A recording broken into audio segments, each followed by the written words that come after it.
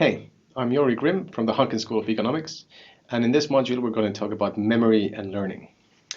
Human memory is quite a weird thing. It's both very, very limited in its range and very powerful in some sense. A good idea to think about this is that there are many classic studies that showed participants 10,000 pictures, just one picture after another.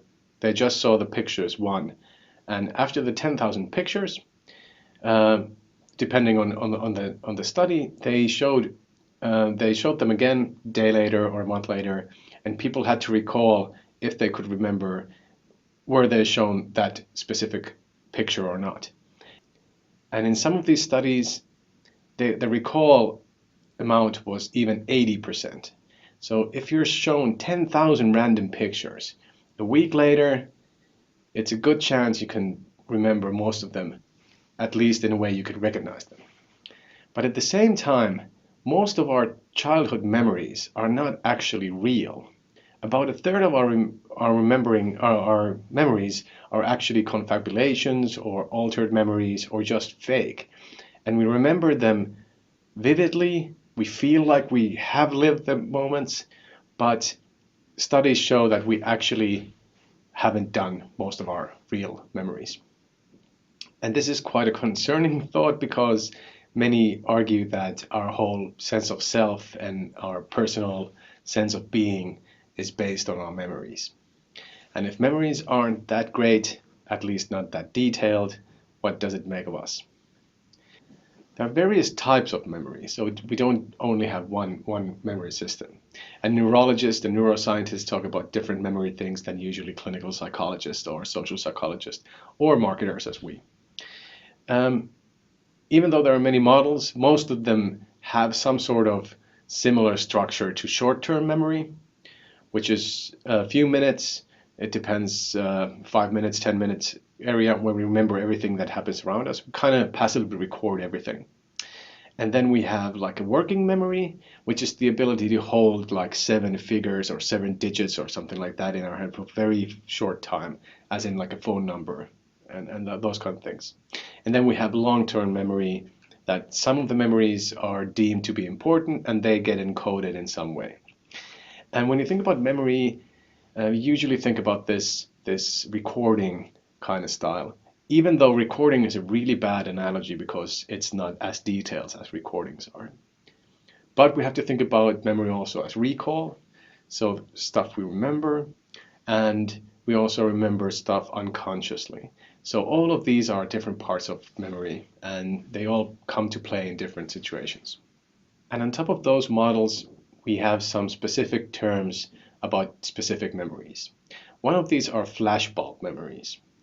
When there is an event that triggers, especially if it triggers a strong emotion in us, like trauma or something great or something, we usually get a very vivid picture of that stamped in our memory.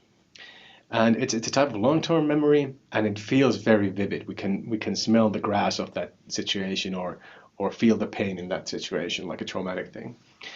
But even though flashbulb memories tend to be vivid and long-lasting, they are not very accurate. And this is one of our unintuitive things we keep bumping into when we think about memory. Much like perception, memory is always constructed and reconstructed and reconstructed.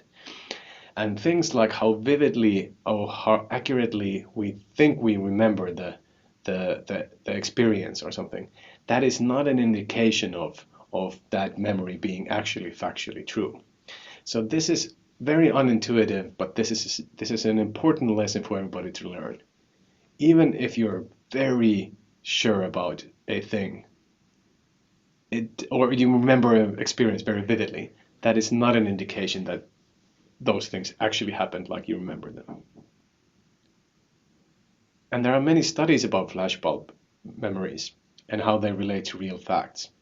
Usually they're done with traumatic experiences, stuff like the JFK assassination or the Challenger shuttle explosion, or in my times, the 9/11 attacks. All of those were subjected in some sort of studies, And it's remarkable how much people think they remember about those traumatic events that turn out to be wrong. The paper listed as reading material in this course, for example, talks about the 9/11 attacks, which many native New Yorker and Manhattanites who lived through the experience remember seeing footage about the plane hitting the World Trade Center. I think it was over 70% of the participants remember seeing that shown on TV that very day. But we know for a fact that there was no footage of that plane hitting the World Trade Center until the next day. So we know that those memories aren't real. Similar ones can be found in the JFK assassinations. Participants remember being in a building, seeing the assassination, even if the building was actually built a couple of years afterwards, and stuff like that. So we do have lots of robust research showing that people have visceral memories that just simply aren't true. One more quirk about memory I'd like to talk about is source amnesia. This is when you remember a story or a fact, but you can't remember where you read it or heard it from. This is very pernicious when you think about rumors and false fake news, as we say these days, that you kind of remember, oh yeah, I remember hearing something about Hillary and Benghazi and assassinations, or I remember hearing Donald Trump and some sort of, prostitutes in Russia or something, but you can't actually remember where you learned it from. So you can't be critical about that information, but it's stuck in your head. And this is very common in health claims or health scares, like, oh, I remember reading something about arsenic in orange juice, or I remember reading about something about vaccines and autism, but you can't remember where you actually heard it from. And that's very critical when you think about the source and how reliable it is. One very similar effect is when you think about cause and effect and stories about cause and effect. If we are told that something isn't correct, but we are told in a causal relationship, we tend to remember the causal relationship and not the fact that it was wrong. There are many examples of this, but it might be as simple as me telling you that, you know what, it's not true that every last Thursday of the month our cafeteria is serving all lunches half priced off. If I say that thing to you, it is very likely that in a month or two, the only thing you remember is, yeah, there was some talk about half-priced lunches and Thursdays, but you cannot remember that the source and the whole idea of the story was that it wasn't true. And this comes up over and over again in the media. Another way our memory is quite squirrely is that not only can we fabricate memories ourselves and misremember stuff, it's quite easy to implant memories in people. And this happens, or used to happen a lot during investigations, criminal investigations, and even doctor's visits. If you prime somebody with an idea, they start creating memories around that idea. A good example might be that a patient comes in to see a doctor, and a doctor suggests it, do you have a leg pain? Not just asking openness and questions, what are your symptoms? But hey, why do you have leg pain? Or have you felt lately that you have back pain or something like that? Patients start creating experiences and memories around that. And all of a sudden they have vivid memories of, oh yeah, actually my leg has been quite painful, or whatever the situation might be. Or there are many tests where police officers ask witnesses, did you see the woman running through here, or something like that? And even if there was no woman there, if the question is asked in that way, a high portion of people will start remembering a woman running through a room, or whatever the situation is. There are many of these kinds of false story studies that have been made where people are questions about stories and then told something about the story in advance, and those memories kind of creep up and be created in the run. And in worst case scenarios, this is something called false memory syndrome. Children are very vulnerable to this, but so are adults.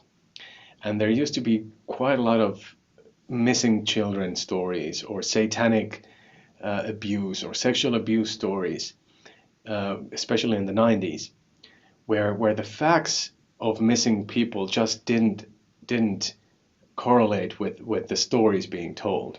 And this led to this whole field of study of false memories and false memory syndrome. And what researchers found out was these things spread, they manifest themselves in people, and all of a sudden you might have kind of a mass hysteria where everybody has suppressed memories or memories of something really terrible happen. And it usually are just pictures from movies or something like that, but people are very convinced that that those things happen to them. And there are many fascinating research from satanic abuse to weird UFO stories that have been able to find what the original kernel of truth was and how that propagated. And we'll provide links for those material as well. And the other subject about this module is learning. We won't go into the deep end of learning theory in a pedagogical or neurological way, but we'll take a look at it through the lens of marketers. Although there are many models and many forms of learning, be it cognitive learning and explicit versus implicit learning theories, which make the divide from consciously knowing that you're learning something and implicitly learning things through other actions. This divide can be thought of as learning how to drive, for example. First, you have to think about everything you do very explicitly and use cognitive machinery you have to learn different stuff. But little by little, it becomes implicit memory, implicit learning, which we call afterwards muscle memory, maybe. So you'll learn by driving even when you're not paying attention what you're doing. You should pay attention when you're driving, though, but for learning models, that's one way of looking at it. And the classical way we usually think about learning in marketing, in the marketing field, is conditioning. Operant conditioning, which is the brainchild of mostly behaviorist Skinner. And then we have the classic conditioning, which is Pavlov's things. I think we're all familiar with Pavlov and his experiments. The most famous one is the one where he feeds dogs while playing a bell. And the dogs start to associate the feeding with the bell. And after some stimuli and conditioning responses, just hearing the bell made the dogs salivatate, make them drool because they were anticipating the food. By the way, if you actually go deeper into Pavlov and actually see the pictures of the dogs he's doing, it's quite cruel stuff. It's a good example that we have some very unethical experiments done in the past on psychology and neurology that we would never do these days, but at that point it was okay. I think Pavlov actually cut the cheek out of the dogs and had tubes in there so he could better measure how much saliva was secreted and that kind of stuff. On a lighter note, as marketers, we use the classic conditioning and operant conditioning quite a lot. We want to associate good things from our brand or product or service to a stimuli that is a commercial or a situation that people find. Maybe the best way of doing this as a marketer is have people associate your brand, your product, with a stimulus that is not your commercial. A good example of this is Coca-Cola and Christmas. They have made such a great lengths of bombarding the stimuli and the Coca-Cola with pictures of Santa Claus and the red thing and the sleigh and everything like that, and drinking Coca-Cola, that most people think about Coca-Cola when they see Santa Claus, or vice versa. And that's kind of the holy grail of marketing marketing conditioning strategy. Please read all the material provided and do all the assignments, and we'll continue discussion about memory and learning and different types of learning online and face-to-face. Thank you.